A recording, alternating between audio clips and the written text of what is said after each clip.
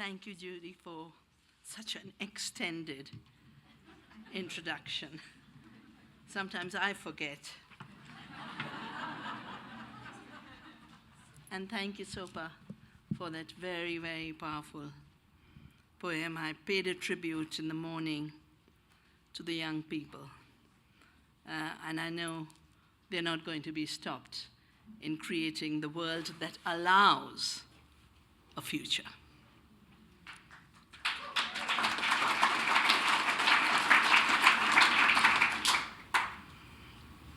I'm very often introduced as an anti-globalization activist. And I always remind people, no, it's not globalization that is at the heart of our consciousness and our concerns. The earth is at our heart, and our being members of the earth community. I'm also very often introduced as an anti-GMO activist. And I always remind them, no, I work for biodiversity. You are obsessed with GMOs. And of course, there's another word that I don't like to fall in the trap of. When people say, what do you do? And I tell them we save seeds, I help farmers, try and make sure everyone has a right to good food. Oh, you're an NGO. And NGO means non-government organization. And I said, we are nobody's non. We are aligned with the earth and life in abundance and life in all her generosity.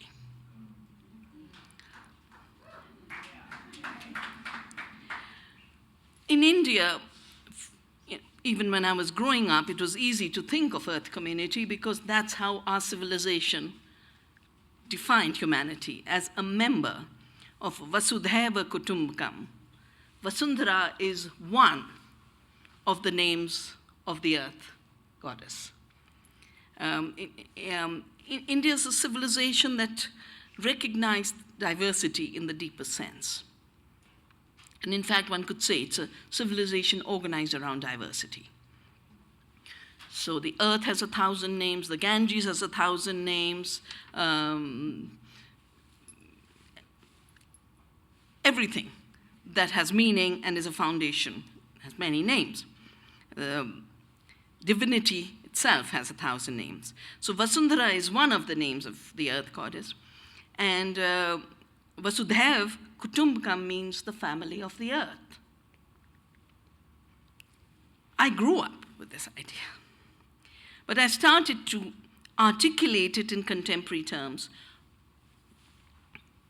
only after the project of globalization was imposed on the world.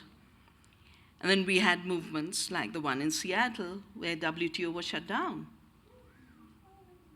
And then they started to say anti-globalization activists. But I also remember 9/11 was then used to identify those who worked for earth democracy as equal to terrorists. I wrote my book, Earth Democracy, to say if there were terrorists, it was those who were devastating this planet, violating every ethical norm of justice and peace and sustainability. There's a very powerful ancient Upanishad. It's called the Ishopnishad.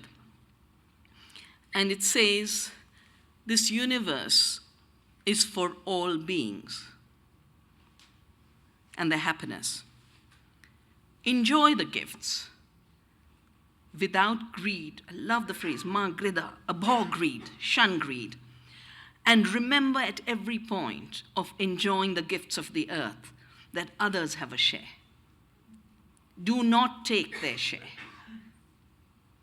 Do not steal from others, other species, other humans, and generations to come. When we talk of other species, it is about the ecological web of life. Normally, when we talk about not taking from other humans, it's been phrased only in the language of social justice. But the foundation of social justice is ecological justice. And when you think of other generations, both the Native Americans, and it's fascinating that they're called Indians, because poor Columbus thought he was coming to India for our spices and our textiles. And he landed here and he thought he'd arrived in India and called the Native Americans Indians. Out of his comes our unity. But the Native Americans, as well as in India, we think in terms of the seventh generation to come. That whatever you do, ask what will happen to the seventh generation. If it's going to harm them, then don't take that action.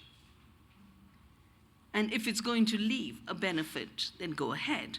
Now, most of what is called progress would fail the test of the seventh generation.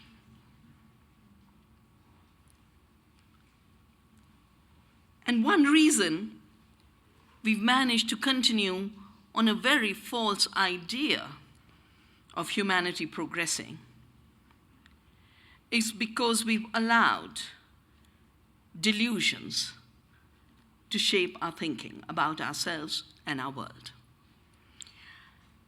I will just touch on the 5 grand delusions that I have to deal with on an everyday basis, and in fact are reasons for why I do what I do. The first grand delusion is that we are not part of nature. We are separate from her. But not only are we separate, humans are outside and above nature to be masters and conquerors of the earth. Of course, I trained in science, and later when I was writing Staying Alive, I studied a lot of history of science and could not believe that those who were considered the founding fathers of modern science actually saw the enterprise as establishing man's empire over the earth. And interestingly, what they did in science then affected faith, because a lot of people talk about that quotation about, go out and in the Bible, how it's misinterpreted to mean dominate other species when it was meant to be stewards. So Bacon wrote a book called The Birth of Masculine Time, saying if we participate in the processes of life, we are effeminate. Which is good. I think we should all be effeminate. In fact, Gandhi used to say a daily prayer. He cultivated compassion in a very serious way. And his daily prayer was, make me more womanly. Mujhe istri mein banao. He was a man. He wasn't asking for a sex change. He was calling on deeper compassion. Not because it's intrinsic to women, but women, having been left out of the conquest project, have managed to continue the practice of humanity in its compassionate form. And the infection now needs to spread everywhere. The will to control and the will to profit was embodied in what was defined as progress. And this morning when Joanna was talking about civilization and barbarians, I was thinking, actually, we've got it the wrong way. When Gandhi was asked, what do you think of Western civilization? He said, it might be a good idea. Basically that if the West got civilized to not have to colonize others, it would be a good idea. And what was called barbarians were basically the people who were civilized, but on other modes, the modes of compassion. When I got off at the airport in Denver, and it was a long, long, long, long walk, there were photographs of Native Americans, proud and beautiful. And look what has been done. To civilized tribes. They were civilized. They were called barbarians. For me, barbarianism is to grab other people's resources, to not live within your own limits, to create wars just to sell more arms. I think that's what's going on in the Middle East. Because they say, after a collapse of the economy, there's one economy left to carry on, and that's the economy of war. But that too must end, because it's not sustainable in ecological or social terms. The will to control has sadly been defined into being human. So we've had a shrinkage of our compassionate capacity and our humanity. First, we were separated from being part of the Earth family with anthropocentrism. It's only about humans at the center. But humans at the center could only be some humans at the center. Yeah? So women were wiped out of being fully human. And how many hundreds of years women had to fight for getting equal rights, the contemporary order of things. Indigenous people were surely wiped out of being fully human. They weren't. Till recently, the Encyclopedia Britannica said that the Aboriginal people of Australia are more part of the fauna and flora. And the land was defined as empty, because if you say they're not people, then you're not taking over the land from people. And an entire legal construction of terra nullius, the empty earth, was created. The same happened here, that the indigenous people weren't fully human. In Australia, it's interesting when you read the records. Why weren't they human? Because they didn't plant apple trees. And why weren't the Native Americans human? Because they did not put their bison into fences. It's a very big issue to define progress. Imprisoning other species. And of course, then you get into the habit, you keep imprisoning, and now the national activity of this country is creating jails. There are more people in jails than are on the land. And what we are seeing in St. Louis is part of what is the structures that have been created of violence. That will to dominate must necessarily come with the cultivation of an arrogance, and an arrogance that based on ignorance of the diversity of humanity, respect for that diversity, or the diversity of the earth. I've done this so often in my life. I will discuss with people who are saying they have the next step of progress. And golden rice that you mentioned, Judy, is one example. That because some children are blind in the third world or have vitamin A deficiency, they're going to now put a vitamin A producing gene into rice.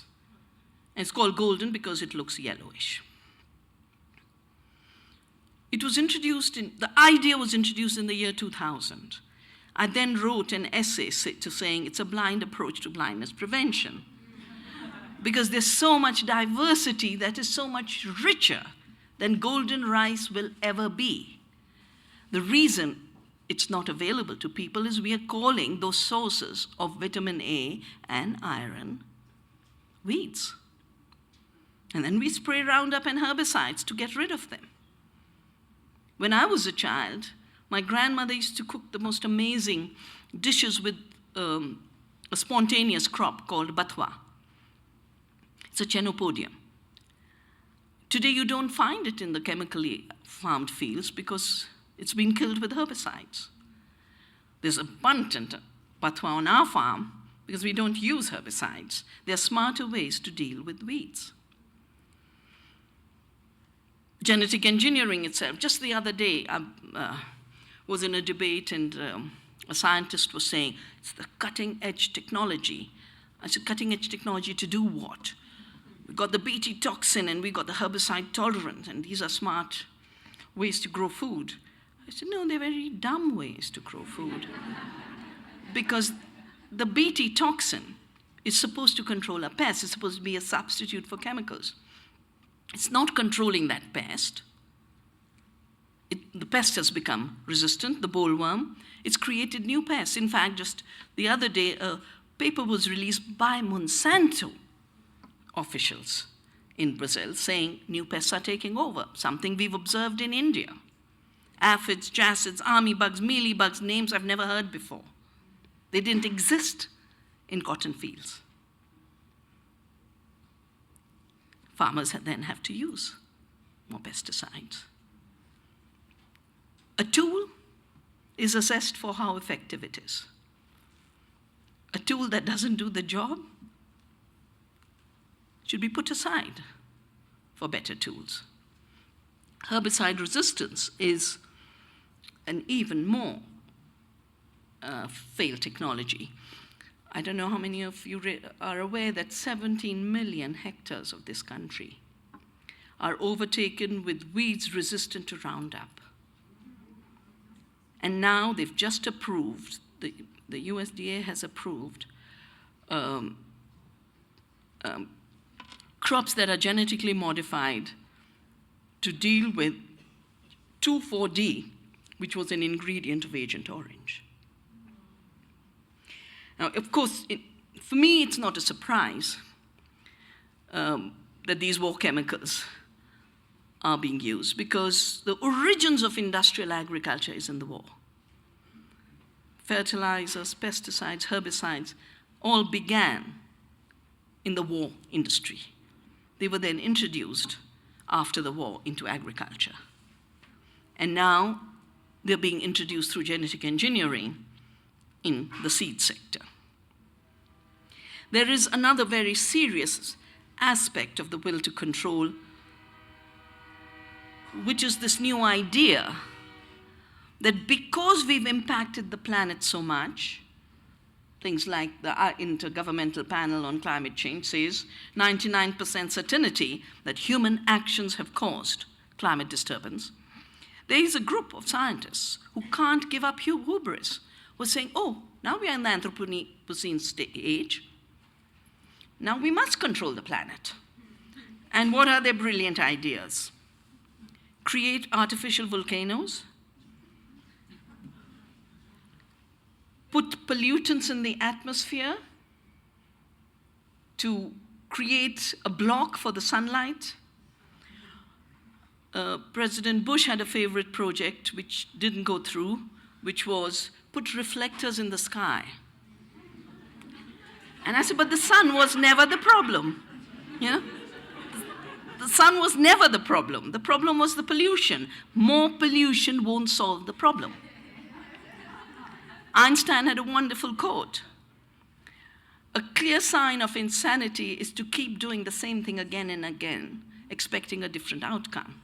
Now, if human pollution has destabilized our climate, polluting the oceans, polluting the air, artificial volcanoes won't solve it, it'll just make it worse. I've been in some debates with those who propose geoengineering, as it's called. And when I say, okay, if the sun doesn't shine, what's going to happen? Because they talk about global warming, we'll give you global cooling. Yeah? I say, okay, when the sun doesn't shine, what's going to happen with photosynthesis? How will we get our food? No, I don't look at that. It's not in my project. And that's part of the problem. The project is limited, and you are taking the power to tamper with Gaia on a planetary scale. The GMO project is limited to a petri dish. That's all they know.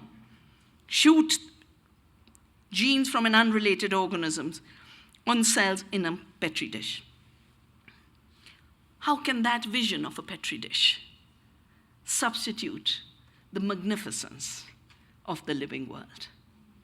If you aren't participating in that living world, and all you're doing is sharpening your tools to fool yourself that you're going to do better than nature, or 10,000 years of farming, we will get violence. Earth democracy gives us opportunities. When I wrote Stay Soil Not Oil, I wrote it because in the climate debates, agriculture was a missing piece. And 40% of the greenhouse gases come from the way we produce our food and the way we distribute it in a globalized system. There isn't a heading called agriculture. There's headings called transportation, there are headings called land use. So I pulled it all together, and it's 40%. If you do organic farming, you can remove more than 40% emissions from the atmosphere while you increase the fertility of the soil, while you increase its water holding capacity. Our participation in the Earth's processes does not have to be based on violence. It can be based on the co-arising, on the co-creation, on the co-production. But for that, we have to be deeply aware of the processes at work. And you can only be aware through participation. When I realize how much of our thinking is shaped by a mechanistic worldview, which has then led to industrialization of living systems and living processes, I realize how much of the beautiful ways in which we can control pests without spraying poisons, weeds without spraying herbicides, create soil fertility through organic composting without putting chemical fertilizers. And that brings me to the second grand delusion, that we produce more through commodification, industrialism, fossil fuel use, and this more is better. Why is the delusion? Because something like GDP, which all governments say we must have higher GDP. What does GDP measure? If you chop a forest and you get timber, you have growth. You protect the forest, you have no growth. You use pesticides, you have growth. Then people fall ill and have cancer, then you have growth. And you have perpetual growth. Whereas real growth in terms of life processes works on a different logic. As I've said, the currency of life is not money.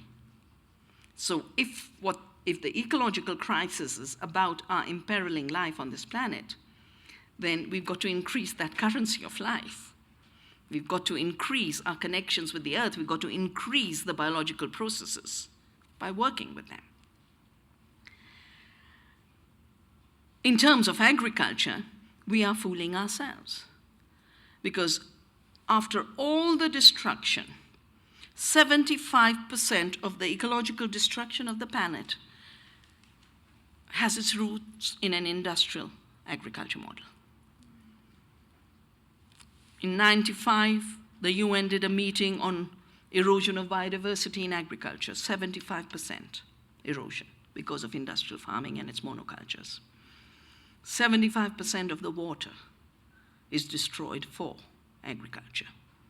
75% of the soils are degraded because of the way we've stopped respecting the soil and the earth. And as I said, 40% of the climate problem is coming from that same system of agriculture. And this system only gives 30% of the food human beings eat. 70% comes from what are called inefficient small farms, which aren't inefficient except because of the delusions. I won't go into the details of the calculus. We've just done this book that was released called Wealth Per Acre, where we work out the externalities of industrial agriculture. If the real costs were counted, we couldn't afford that model. But the costs are being borne by the earth, and they're being borne by us in terms of damage to health. And they're being borne by us in terms of the subsidies that are provided to keep an unviable system going.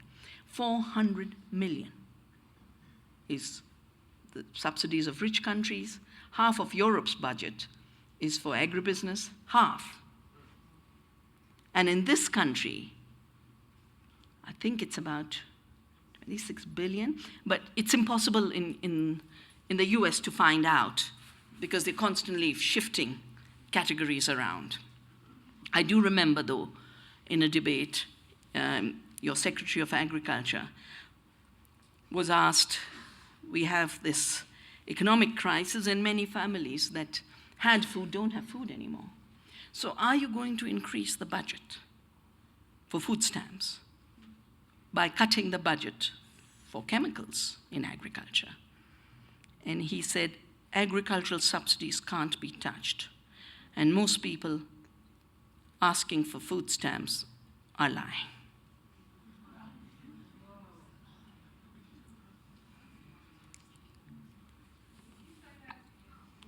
Well, Mr. Vilsack said that he would not increase the support, subsidies for food to the hungry because people who claim to be hungry are lying.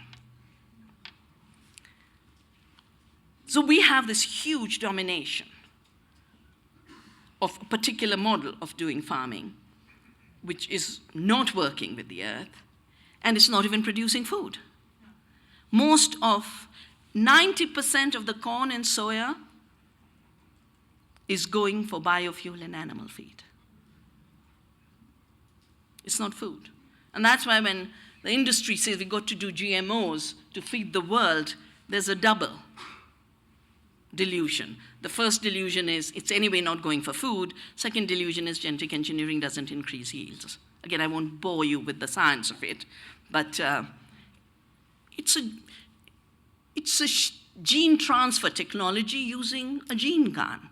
That's all it does. The rest, the plants do. The plants bred by farmers or bred by public breeders or wherever the breeding has been done. Genetic engineering is not a breeding technology. And every claim that is more accurate, it's faster, is just a claim. What we found in 30 years of our work, by working with nature, just with one objective, serve and protect biodiversity. And the more we protected biodiversity, the more food we have. We did an assessment about 3 years ago. We measured the nutrition per acre. And we can feed 2 planets by protecting the diversity nature's given us. Because after that, the diversity does the work for us.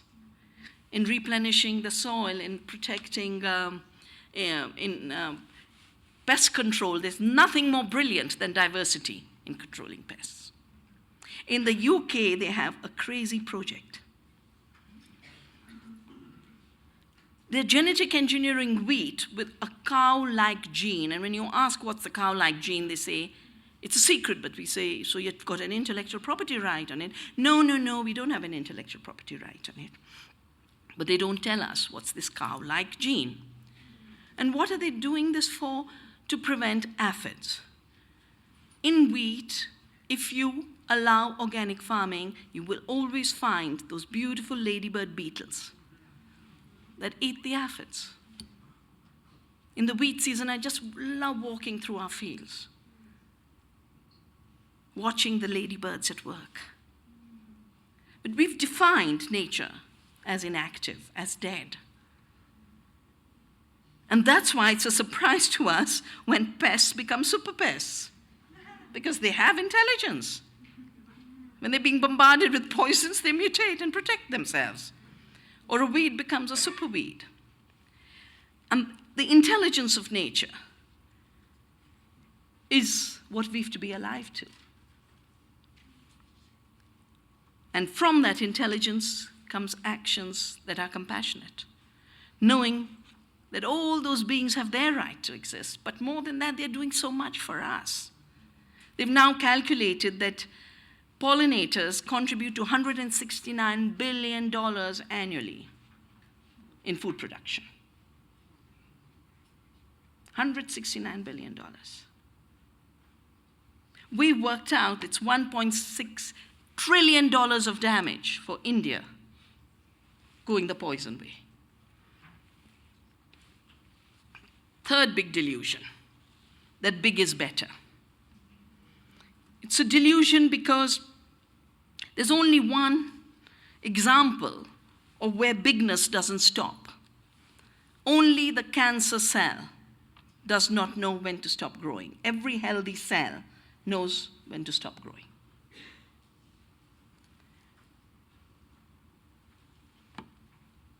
Big errors cause big damage. What I talked about in terms of geoengineering, what harm it can do working on that planetary scale. The beauty is that in an interconnected world, every big grows from many smalls. In that sense, small is big. The 500 trillion cells in our body are many smalls working in harmony. Species and ecosystems in balance are working in harmony. And when you come to agriculture and food, small farms produce most of the food. In India, it's 100%. In Russia, 56% of the food comes from family farms, in spite of all the destruction during the Soviet era. In Brazil, 87%. And when we look at Brazil, we only think of soya bean and animals. No, the real food people eat is coming from farms. In Cuba, 98%. Ukraine, 55%. There is, of course, a side story that part of the whole Ukraine crisis began with Monsanto in Cargill wanting to take over the agriculture market there. So small is not just beautiful, it is also powerful. In 1987, I was at a meeting where the industry was laying out its plans. The chemical industry was talking about how they needed to do genetic engineering in order to own patents, and they must get an international law, which then became the World Trade Organization rules of intellectual property.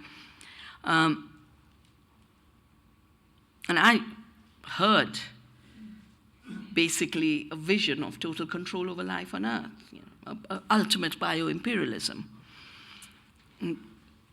I must say, I was scared. What do you do with this kind of concentration of power over life? And the meeting was in Geneva. I was flying back, and I kept thinking. And I thought of Gandhi. And Gandhi fought British rule, not by bringing out cannons, not by using the violence that the system was using against us. He pulled out a spinning wheel. He didn't know how to spin. No one was spinning because our textile industry had been devastated. He found an 80-year-old woman who used to spin and said, "Teach me." And then he asked the whole nation to spin. And when people laughed at him and said, "How do you think a small spinning wheel will bring you freedom?" He said, "It's the only thing that can. Because the small spinning wheel can be made in every home. And the smallest of huts and the poorest of women can join the struggle for freedom." It's powerful, he said, because it's so small. And because it's so small, it can be in millions of hands. And millions participating is more powerful than 5 of us. And that's the inspiration I took. I said, the seed will be the spinning wheel. Because if we were being colonized through the mechanization of the textile industry, today it is the industrialization of life. And seed is the embodiment of life. Seed is the first link. And it's not an accident that there's an attempt to control the seed and take away the seed freedom, both from the seed to reproduce itself, as well as from farmers and gardeners to have seed, as well as you know, in your country, for citizens to know what are they eating through labeling. This is connected to the next grand delusion, which is the replacement of real beings, real sentient beings. And I remember I was invited to speak at His Holiness's 60th birthday. It seems so long ago. Because it was His Holiness, I really wanted him to know about what's happening with owning life and patenting and genetic engineering. And at the end of my speech, he passed me a note, and I still preserve his writing. He said, all beings have a right to happiness. No being has a right to take their happiness away. Now, so there are beings, there are you and me, there's the earthworms, there's the butterflies, there are the bees. And there are non-beings. Non-beings that are constructions that we make. Just like on a piece of paper, we can write an equation. The construction that has become more powerful than governments and more powerful than citizens is the human construction of corporations as people. Now, they weren't people. The first corporation was the East India Company, 1600. Why were corporations created? To basically externalize risks and privatize profits. Because those were the days of colonialism where every European government was hustling with every other government. And they were stealing each other's ships and the bullion and the gold. And sometimes they wouldn't get the shipload of gold back. If the British had invested, the Spanish would benefit. If the Portuguese had invested, French would benefit. So they created the limited liability corporation to say, if the wealth comes back, it's ours. If it doesn't come back, society bears those risks. So the limited liability corporation got born there. But it was still a business. It was still a corporation. What has happened in the United States in the last few years is something that should concern everybody. There was first a very serious case in 2010, and the Supreme Court ruled that corporations having the freedom to buy elections, literally, was their freedom of free speech. That's the first time free speech started to enter the discussion of this fiction now becoming a person, corporate personhood, as different from a legal construct. For a legal construct, society gives permission, saying, yeah, this entity is fine within these sets of laws. But once it's a person, it appropriates the rights that human beings have to then trample on human rights and the earth. So this was a comment on the ruling. It's called Citizen United. Even though they are artificial entities with greater access to capital, infinite longevity, and no interest in or connection to humanity, we now guarantee them the right to free speech. Freedom of speech was intended as a way for human beings to guarantee their ability to speak out against largely systemic and structural repression. A corporation now has that guarantee. On this tour, I'm extending my trip to visit Vermont, because California tried labeling, $40 million was poured to prevent it. Washington tried. I know there's a Colorado ballot on GMO labeling. Vermont actually passed the law through. And now the corporations are saying, we're going to sue you, because by letting the citizens know what's in their food, you are robbing us of free speech. Just think that your freedom to know and make choices in an informed way is robbing corporations of their free speech. Interestingly, The Economist, which usually, doesn't tell you too much, has a very interesting article this time. And it's on this same issue of non-beings claiming rights. I don't know how many of you are aware that there are new free trade treaties being negotiated. One is a Trans-Pacific Partnership, one is a Transatlantic Investment and Trade Partnership. Now, all of them have this thing called the investor-state dispute, which basically is a clause that allows an investor with corporation to sue a government if the government does not hand over a water system, a health system, or takes a decision that in the minds of those who run corporations is taking away possibilities. So this is what The Economist says. If you wanted to convince the public that international trade agreements are a way to let multinational companies get rich at the expense of ordinary people, this is what you would do. Give foreign firms a special right to apply to a secretive tribunal of highly paid corporate lawyers for compensation whenever a government passes a law to, say, discourage smoking, protect the environment, or prevent a nuclear catastrophe.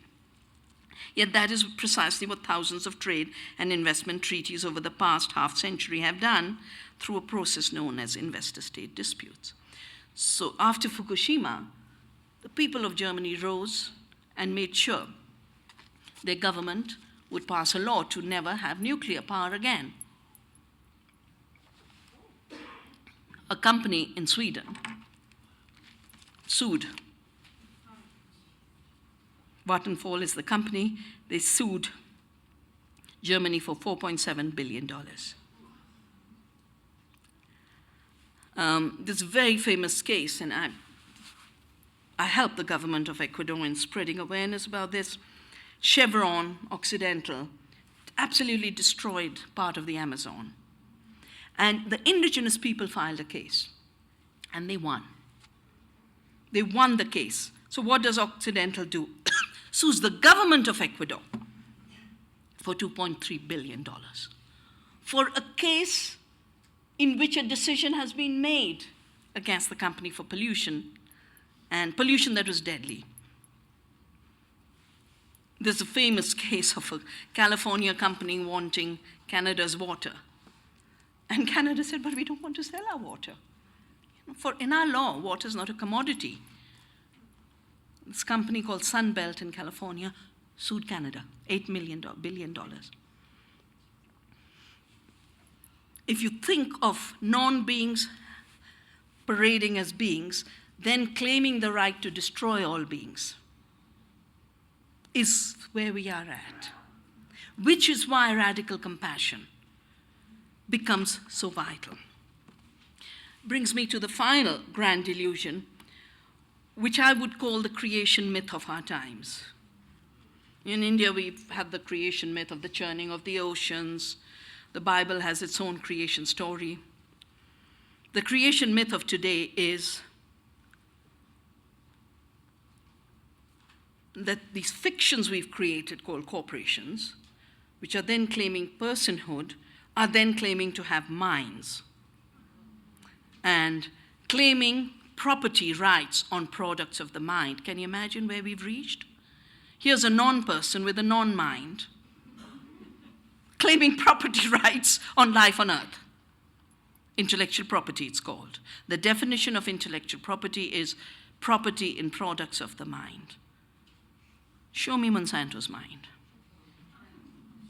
There are scientists who work there. But it's the company that has the intellectual property. Judy talked about a few cases where corporations basically stole biodiversity and knowledge and said, we've invented the use of Neem to control pests. My grandmother used to use Neem for grain as well as clothes before we started to have other things like naphthalene balls. Our saris and woolens used to be kept safe of pests with Neem. We fought that case 11 years and eventually had the patent struck down. The patent was jointly held by W.R. Grace and the US Department of Agriculture. Grace is the company that did all the pollution outside Boston. And there's a film called A Civic Action. And a film has been made on this issue of pollution. I am from Dehradun, where we have the most beautiful Basmati. Basmati means the queen of aroma. A company in Texas claimed to have invented the plant, its height, the grain, the aroma in the grain, and methods of cooking rice. We had to deal with that for about 5 years. And one part of it was in the courts, but part of it was a wonderful movement. This was pre all of these quick digital social media. But cards were made, postcards, telling the US Patent and Trademark Office, if you don't strike down this piracy, we will have to rename you the US Piracy and Theft Office. And that embarrassed them enough. And then there's ancient wheat in India that Monsanto patented because it doesn't express gluten, and everyone's got gluten allergies these days. A more recent biopiracy is related to another vitamin A miracle. This is a GMO banana that's going to produce vitamin A. They've already started human trials in the United States. 12 girls are being paid $900 each. And they'll be fed 3 bananas. And I say, what kind of a scientific trial is this? There's no animal trials. There's no safety trials. It's basically a marketing trial. Tests were done on the American population, so you Africans better eat it. Now, I was traveling in Indonesia to work with farmers who had been arrested for saving seeds, and they were released with a constitutional court decision, and they wanted me to be there to celebrate their victory. So I traveled, and in this village, they served me bananas of every color, including yellow banana. I said, you've got yellow banana already. Can you do a little more research on the super banana that's being offered as a miracle solution for Africa's vitamin A deficiency? On 2nd of October, Gandhi's birthday, we launched a campaign because the GMO banana is pirated. The vitamin A comes from a Micronesian banana. It's in all the paintings and all the literature of that region. And we've been able to show how Dr. Dale received this from a gene bank with all the research that was done.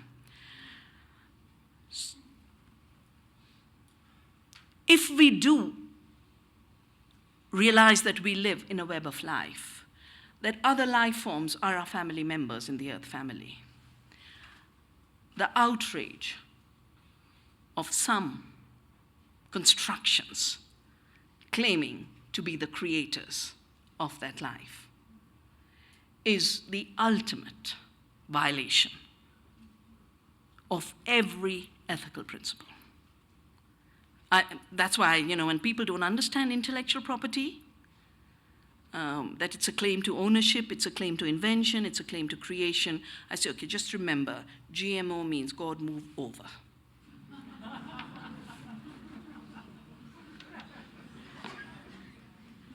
We are,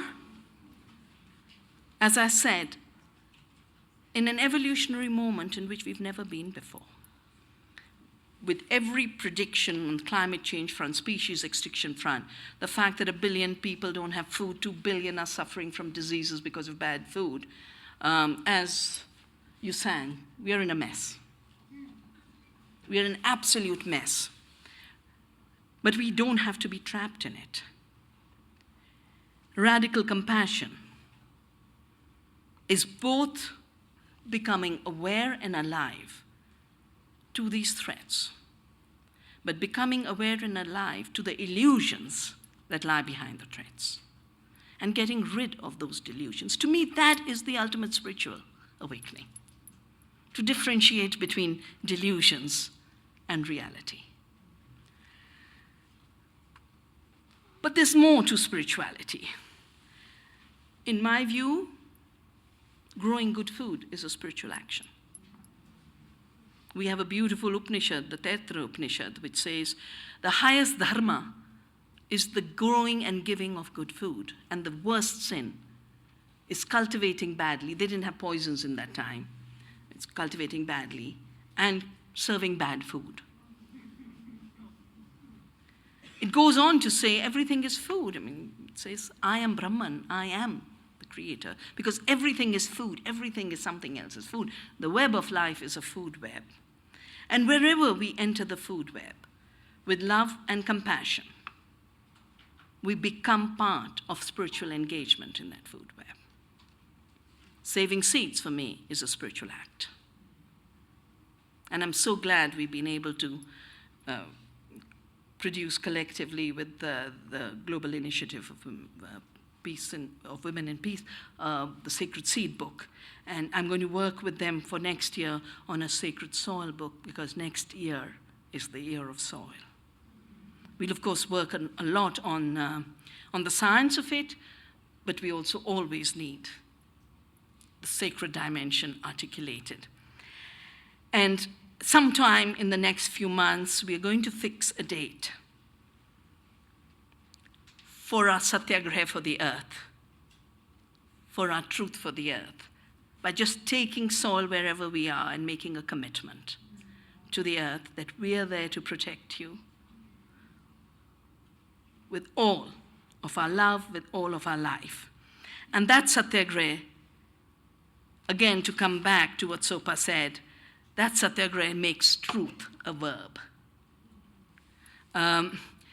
We have a wonderful course every November on Gandhi, and it is basically to awaken us to our human possibilities, to be non-violent and deeply compassionate in a hugely violent world. Because we can turn our backs to that violence, but it'll just grow. As Gandhi said, you've got to love the sinner, but not the sin. And so he always said, the British are my friends and brothers and sisters, but British rule and British imperialism, we must end. In a similar way, those who work in corporations are our friends. And we can love them and we can hug them. I hugged the Monsanto chief of India the other day. But I can't hug Monsanto because it doesn't exist.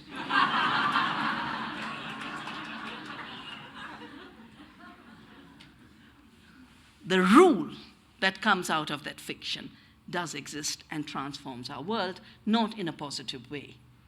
And being able to differentiate between the delusions and the reality, the compassion for the real people in this corporation, but a clarity that corporate rule must end because spiritual rule needs to get birth. Compassionate, radical compassion needs to sow the seeds of another world, even while everywhere around us we see destruction. And I know we as human beings have that potential. The young people are showing the way. They are my teachers in our times. Thank you.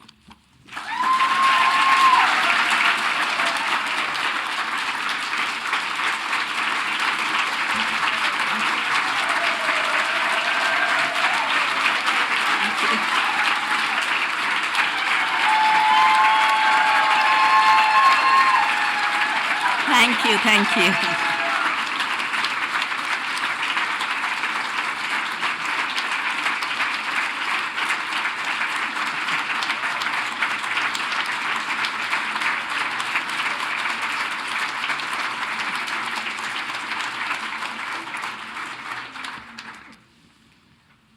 I think there's some time for questions. Is someone going to moderate?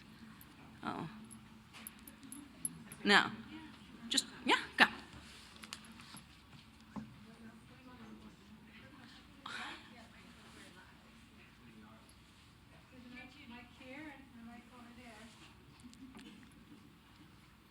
We're in the land of market-based solutions and market-based approaches.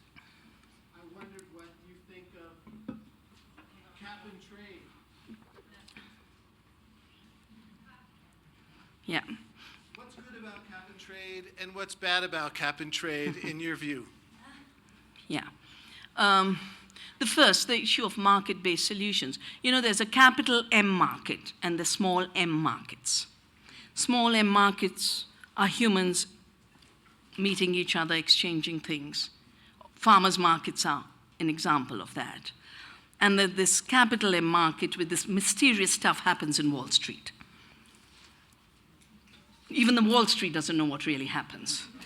As the 2008 collapse let us know, nobody knew what was going on with derivatives and securitization. So the first thing that's wrong with trade in emissions is it's putting the trust into that casino. Cap and trade emerged and worked in the US around very specific gases, particularly in local air pollution. But to apply it on a global scale, cap goes wrong, and the trade goes wrong. During the Kyoto Protocol period, which is ending 2015, the aim was that there should be a 5% reduction in greenhouse gases. What did we see? We saw the polluters walk away with more money, billions, by this trade where they would identify a clean development mechanism somewhere else and then buy the rights. The interesting thing was, very often the clean development mechanisms weren't clean. The worst of polluting industry was brought to India. And they became the clean industry between which this trade happened. It's all about paper calculation. Emissions have actually increased 17% rather than going down 5%. So if you just look at its delivery, it has failed. At Rio Plus 20, which was in 2012, the big issue on the streets of Rio was the fact that corporations were now saying, we must take this trade next step, the market-based solution next step. We must commoditize nature's functions and services, ecological services and functions. What does that mean? It means we now do know something that my sisters in Chipko 40 years taught the world, that trees are not square feet of timber. They are the providers of soil and water and pure air. Scientists are waking up now that, yes, they give us pure air. And that's why actually, you know, the breathing and meditation, it's basically, Soham is mentioned, you are, therefore I am. Because the trees are there, we are. If they didn't give us oxygen, we'd drown in our own carbon dioxide. What they want to trade in Wall Street now is the functions of the green leaf to absorb carbon dioxide and give out oxygen. And all the movements converged to say we don't want this kind of a green economy. Because the green economy can be the color of the dollar note, or the green economy can be the leaf of nature. And it depends on whose rules and which laws we want to follow. So it hasn't worked, quite simply. Dr. Shiva, your joyfulness and your intelligence is incredibly spontaneous and catching. So this is a more personal question. You've been at the center of the storm of so much for decades and decades. How do you maintain your balance and your joyfulness? Because by not making an effort to maintain it.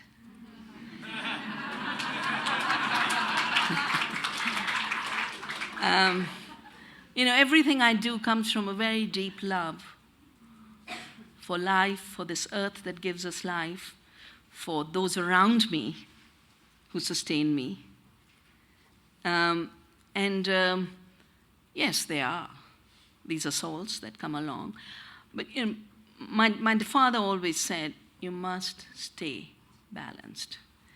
And so when I get the awards, and many come, and I'm going to get the Mother Teresa Award. And the Mother Teresa Award is because of all the attacks on me.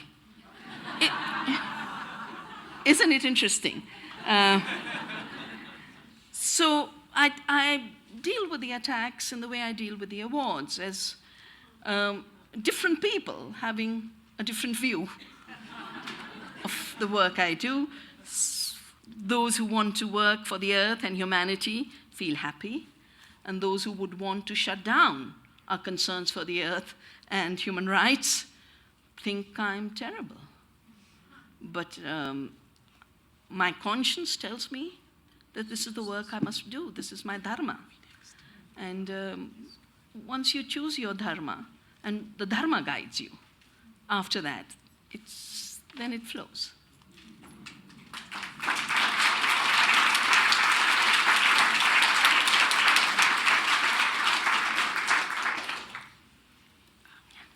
Yes, what would you say about the terraforming contention by the claim in a recent article in Atlantic Monthly that the Amazon rainforest was created by natives' terra preta practices? Could such terraforming be done today? Well, when we go back 4,000 years, we are projecting into the practices of the Amazonian tribes what they did. Sadly, my first conversation on terra preta was with a person who had invested in biofuels. And because we built up this awareness that biofuels are actually a net negative energy production, you need more fossil fuel to convert corn and soya into oil. When you substitute, the subsidy debate started to get troubled, and it wasn't as profitable. So this person said to me, we are going to bring back biofuel in the mainstream by selling in every industrial process, there's a pollution. And there's the solid waste. Because it's produced without oxygen, they started to call it terra preta. And I've seen in India these arguments being used to have fertilizer companies put out their solid waste, sugar factories put out their solid waste, as if it is carbon enrichment of the soil. So I really believe that we must know the soil better, respect the soil. What we need to do is rejuvenate the living organisms of the soil and not bring one more reductionism, which is carbon reductionism, because the soil needs its magnesium and its calcium and it needs its phosphorus and its potassium. And all of that can only be provided by the life forms, the billions and billions of life forms. So a lot of people are very happy with charcoal. Basically, it's charcoal in today's world. You make charcoal by burning without oxygen. And the second reason why I'm not very happy about this solution is a lot of people say you're fixing the carbon dioxide at the time of burning. That's not true. The plant fixed it when it did photosynthesis. It's not at the time of burning. So I think somewhere along the way, we've lost our awareness of the life process. But any reductionism is worrisome. It might work for a while, but I think the holistic solution is what we should be going for. Cultivate humus.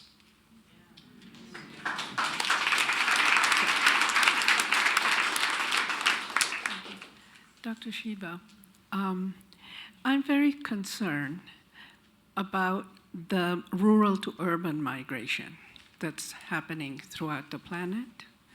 I work in poverty reduction in many less industrialized countries, and the rural population is just migrating to urban centers because they want a better life for their children, they want social services, whatever. You know that's true.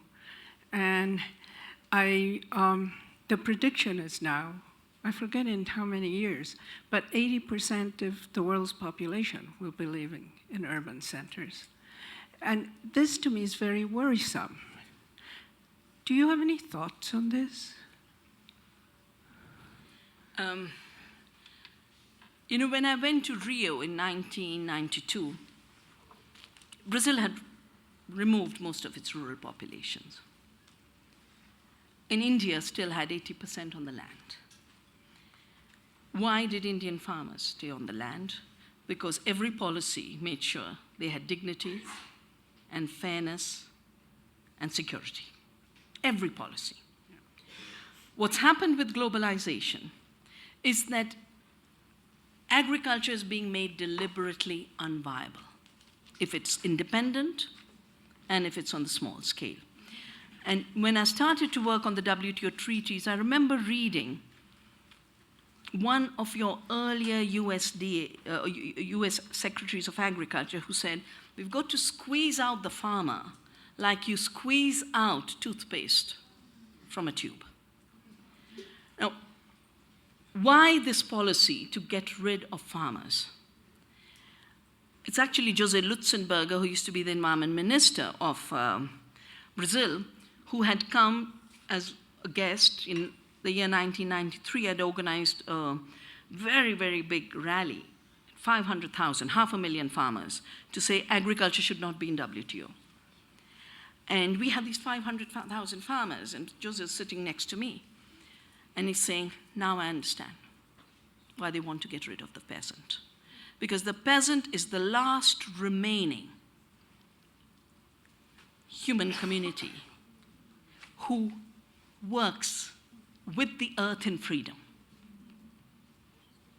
In small-scale agriculture, you really are co-creators and co-producers.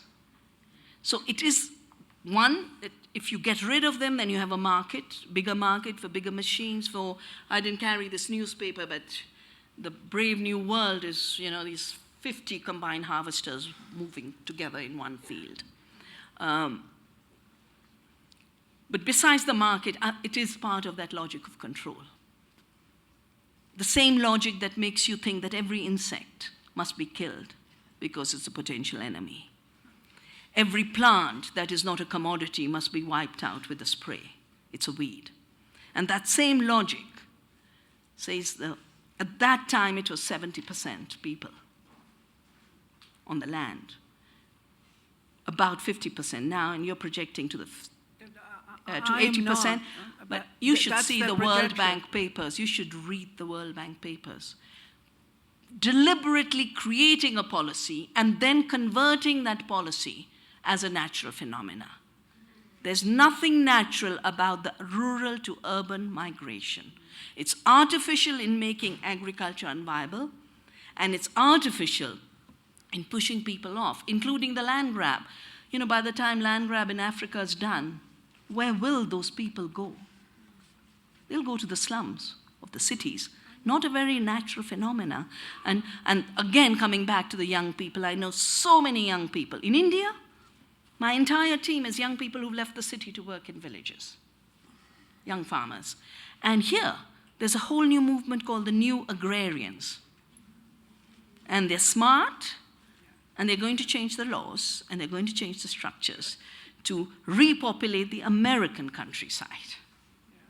Richard Heinberg and I have done a calculation, and we need at least 50% people on the land. Not just to produce food, but to take care of the soil, to harvest the water, to ensure that the ecosystems are managed, because the countryside is not just a supply of food, it is the very basis of life. Thank you.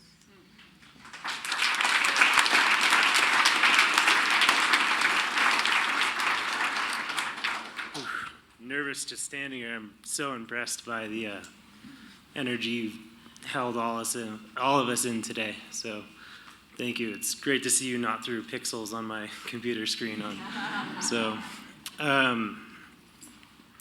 For several years I've been involved in the transition movement, and now I've been involved in actually creating a book on sacred hunting and mindful hunting. I'm a little nervous saying that in front of a Naropa crowd.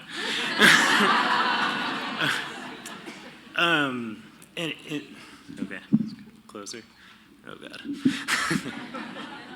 So one of the tensions I've sat with is I've thought about how to bring this cycle of reverence and gratitude and connection to the cycle of food and redefining what life is to plants and animals that we have 7 billion people on the planet, and a lot of those people do live urbanly. So how can we help educate them or connect them into that cycle so they can feel empowered to make a choice, so they can have access?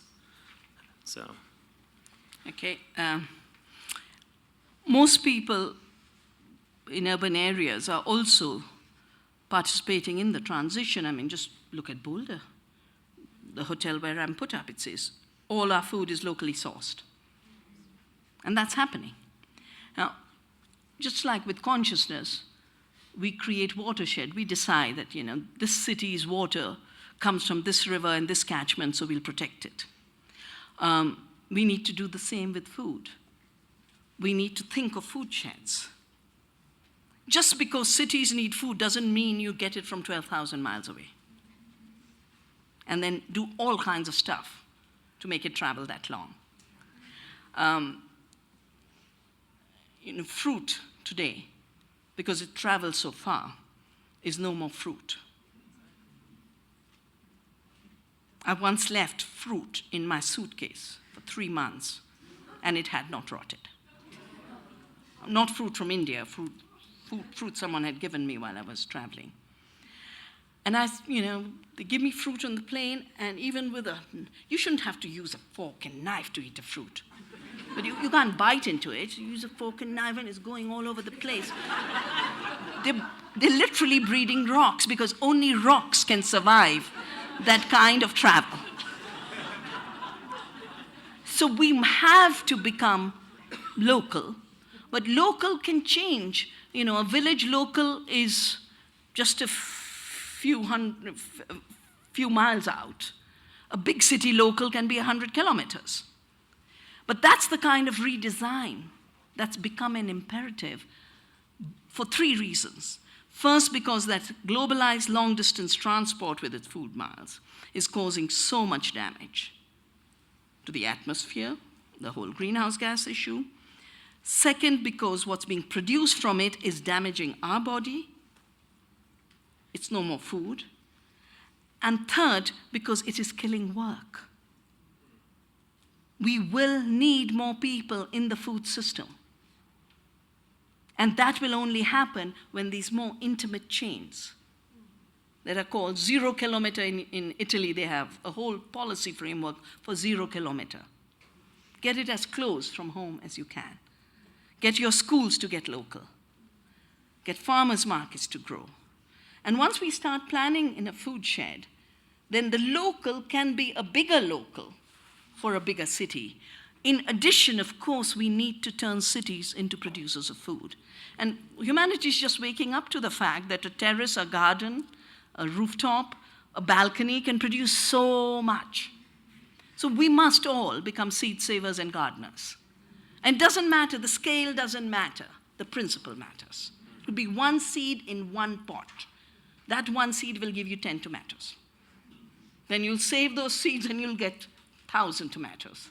And you'll share them with your friends. And that's how we will spread this movement.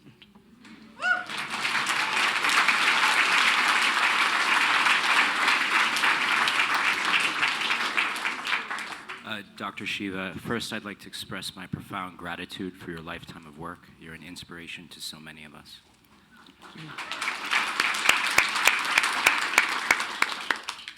Last month, at the behest of the UN, there was a large march where people were told to come to, quote, change everything. The goal of the special summit on climate change was to catalyze action towards a binding UN climate treaty next year in Paris. Many critics, especially from the left, has criticized this approach and called for a pushing of resources away from large NGOs and grand parades for doing something about climate change towards frontline communities as a true strategy for the achievement of climate justice. I was hoping that you might share some of your ideas on where the climate justice movement should move now that we've had this great big parade. I'm a deep believer in diversity, including diversity of movements, while seeing clearly where delusions substitute real solutions. I played a very big role in the UN treaties, both the Convention on Biological Diversity as well as the framing at that time in Rio of the Climate Treaty. There was a binding treaty. There is a binding treaty. It needs the post-Kyoto negotiations.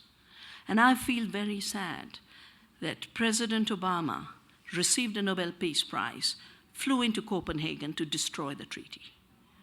He got hold of India, China, Brazil, South Africa,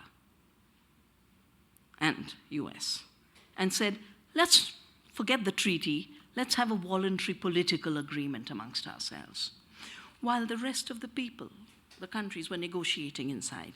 And that's when Evo Morales, the president of Bolivia, stood up and gave a speech. He said, I thought we were here to defend the rights of Mother Earth. This has been reduced to defending the rights of the polluters. I'm going to go back to Bolivia and call a meeting of citizens from across the world to draft a declaration on the rights of Mother Earth and climate change. And he did that. And out of that has grown this movement on the rights of Mother Earth. Definitely the frontline communities come first. But we can't say, let there be no treaty. We need that too. If some big NGOs can call people and instead of 100,000, 450,000 gather, those 450,000 have got empowered. And ultimately, because I trained in quantum theory says there is no either or. We need all of the civic energy. Some will organize in one way, some will organize in other ways. It's time to stop putting our energies in dividing further. It's time to put our energies to build this collective human resistance rooted in compassion that generates the power to force governments and the UN to perform their duties, which they are so far shirking.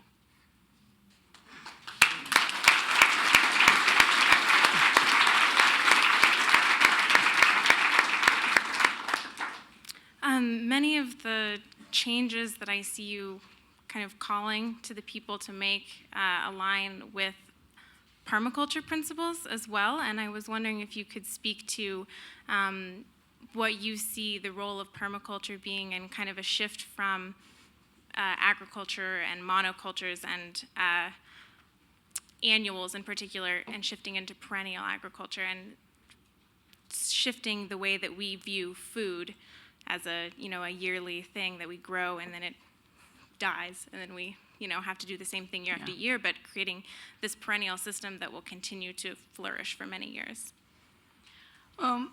There's so many streams of ecological agriculture.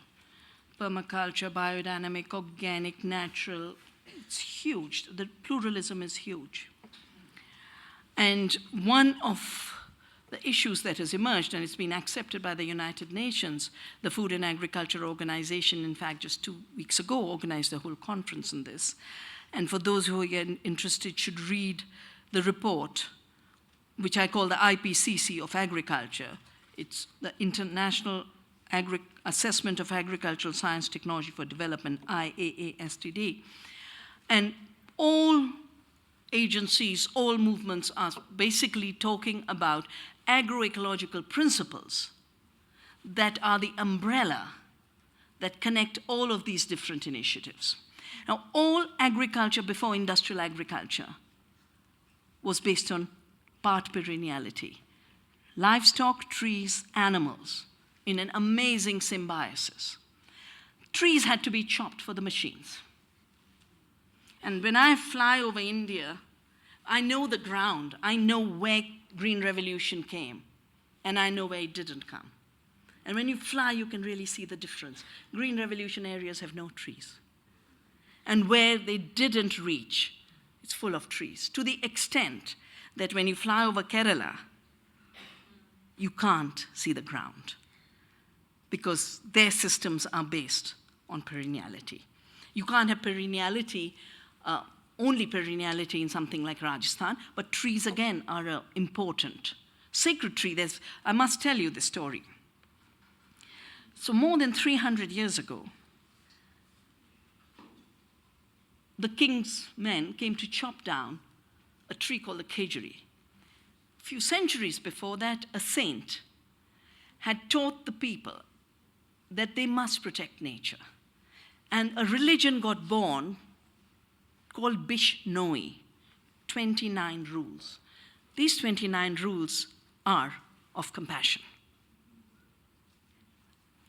Protect the black buck, protect the Khejuri, build water harvesting systems. Rajasthan has such amazing harvesting systems in a desert. And there was this woman called Amrita Devi. When the soldiers came to cut the tree in front of her, she said, "You can't cut it. You'll have to chop my head before you take the tree." They chopped her head. And then her two daughters came and they chopped her. 290-something people gave their lives for the sacred Khejuri. It was the first chipko. Then the other chipko, of course, came in my time 40 years ago. So trees have been very important to farming. They got in the way of the tractors. Now we got to say bye-bye to fossil fuels and let the trees flourish again.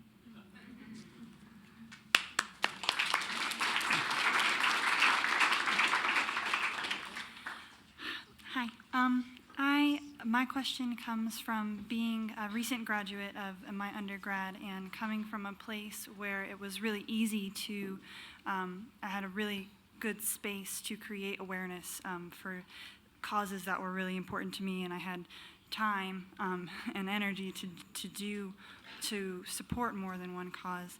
And being in a place now where I've chosen my path and my priorities to be that of good cause, but not necessarily of the earth, and doing that, but still feeling really strongly about that. My question is, what can I do and other young people that may have another path that they're following but feel really strongly about this issue do to help further the cause, aside from necessarily, obviously buying only organic and local and trying our best to have our own little gardens and things like that? What can we do in small ways to influence our governmental systems and our policies and stuff like that? As I said, the food system is so rich and so inviting that every kind of service we can bring to it, it welcomes. The earth will wait for any service. Some of it could be actually taking care of the soil or actually taking care of seed. Some of it could be working with a local town council to create the kind of bylaws that allow local farmers to get markets. I know there are towns where one little change makes the entire town a garden. Most importantly, in this period, all positive change will come through communities, earth communities, creating human communities, to work with local government and local institutions. That's where change is coming, and it's so fertile. I think Joanna mentioned it this morning about the towns and city councils making so much change. In Europe, in Italy, where I work with a number of regions, because the European Union at the top is very much part of these structures. But at the local level, a number of councils have declared they will allow no poisons in their region. They will allow no GMOs. If GMOs were stopped in Europe, it is because communities, councils, and regions said we will be GMO-free. Left to European Commission, which is influenced by 800 lobbyists of Monsanto, they'd have had GMOs by now. So it's from the bottom up, and there are all kinds of levels. So, depending on what you're doing, where you feel passionate, just find the place. And it's really like beads in a garland. No one bead is a bigger player in making that garland. And I think that was the song we heard this morning, actually. But it's the thread that connects us. And that thread that connects us is A, the reality of us being part of the web of life and the earth community, and B, the consciousness of it. Thank you.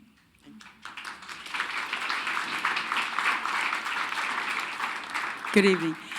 I have for a long time not understood the concept of land banks where the United States government pays farmers to not grow food.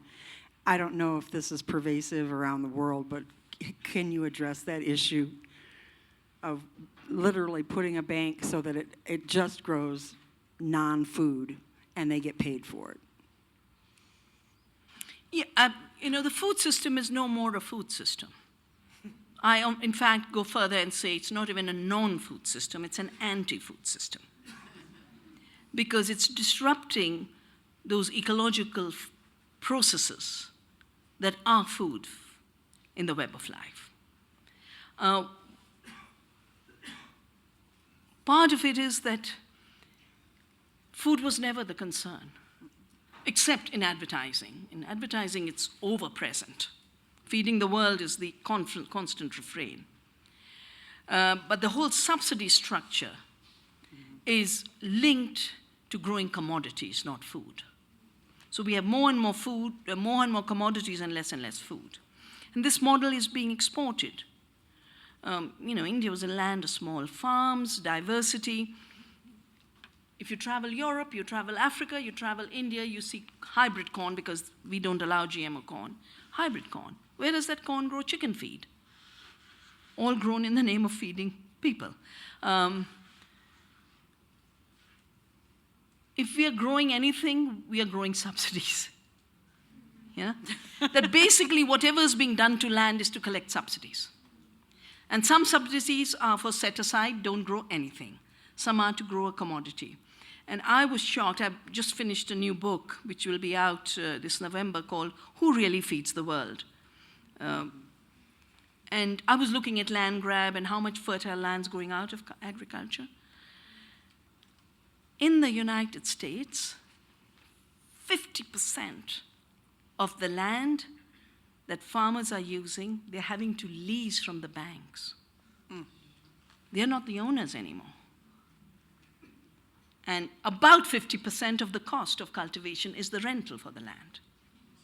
So here were peasants and farmers and families whose land it was, who've lost it because of debt for chemicals, machines, and now they continue to have to work, but having to pay the banks.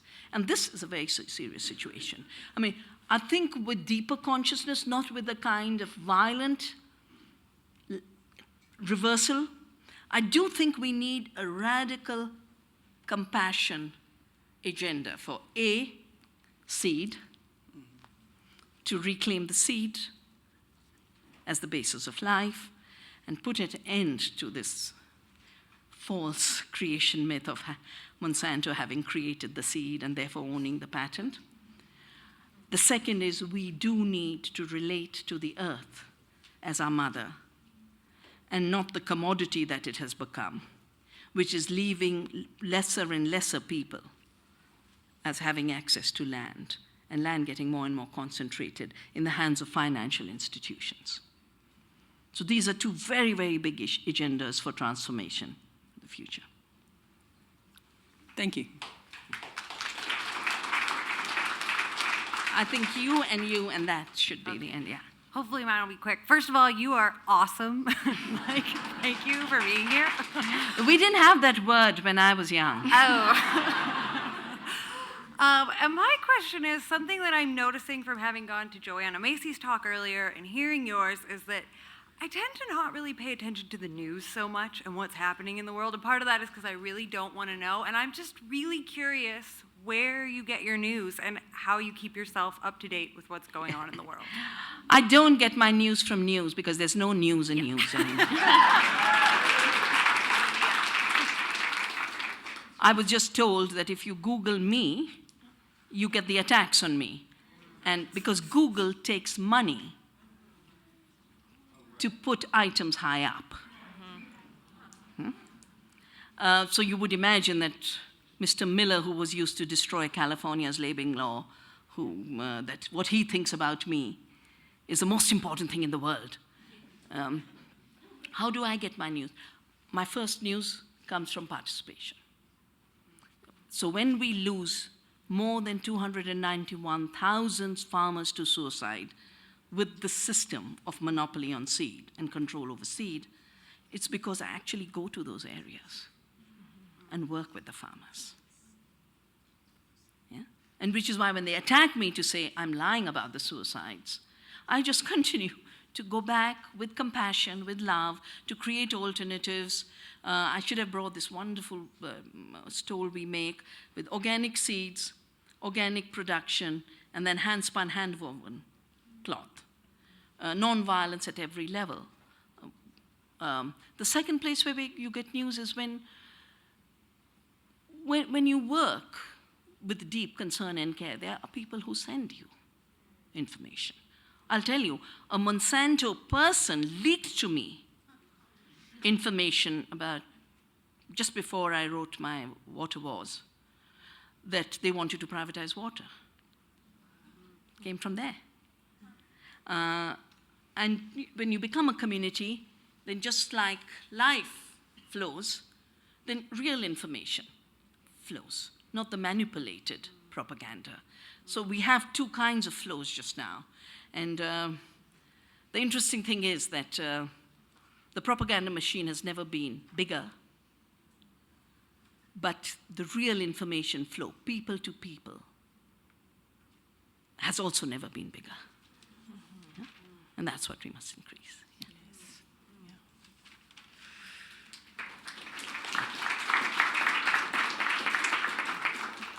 I also want to appreciate you in a very deep, heartfelt way for who you are at this time. Very important for you to be here now. Thank you.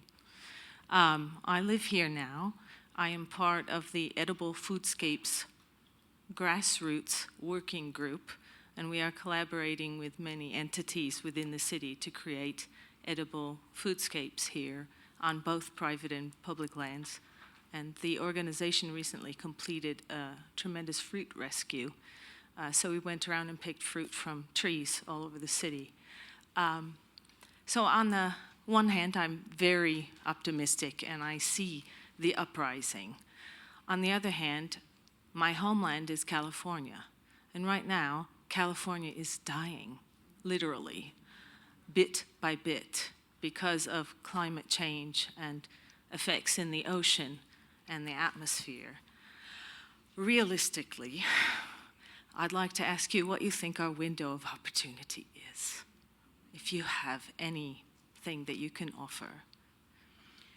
Well, you know, when you look on the very big picture, it's usually difficult to find a window. What I have learned in my 40 years of work is look for the things you can do in your context. What is the instruction from the earth? What is your service to community? And it might not look like the whole big thing will be addressed by it. But when you take authentic action with authentic compassion, which means both the awareness of the interconnection as well as a commitment to protect the web of life in your influence, things grow. When I started to save seeds, all I knew is I had to protect the seed from this patenting and genetic modification. 87, that's the commitment I made. I didn't know we'd build the biggest organic network of farmers in India. I didn't know through it we would build another economy that an agriculture minister starts to take seriously and say, this is the way to get out of desertification, this is the way to get out of the subsidy trap. So while we need an awareness of what's going wrong at the big level, we must seek the spaces where we act in concrete on the basis of right action and right livelihood. And the rest will grow. We've got to let trust guide us. The days of blueprints are over, where you know what should be created as a blueprint before you start acting. We have to start walking. And as is often said, you know, the path is made by walking. We've got to start walking the path of being part of an Earth community, shaping an Earth democracy. And bit by bit, it'll grow, because it, as I always say, the illusion of Atlas carrying the Earth on his shoulder, you know, what will I do? How will we save the world? We don't have to save the world. We don't have to save the Earth. She will save herself. What we've to do is serve her to prevent harm. Thank you so much.